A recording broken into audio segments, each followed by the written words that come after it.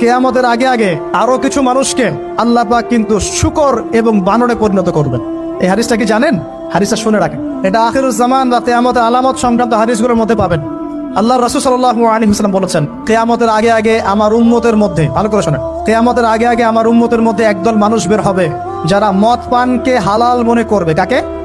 মদ পান করাকে হালাল মনে করবে। যারা বাদ্যযন্ত্র, গায়িকা, নায়িকা এগুলো নিয়ে নর্তকী নাচাবে রাতের বেলা, এগুলোকে হালাল মনে করবে।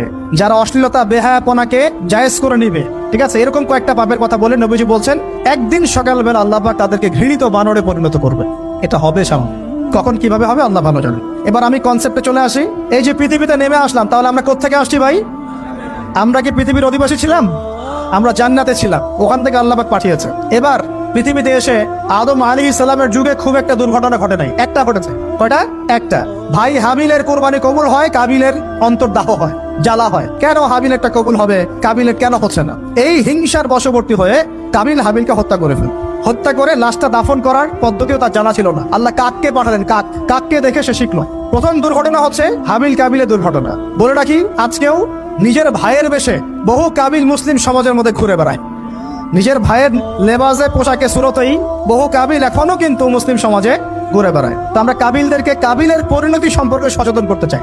হাবিল বলেছিল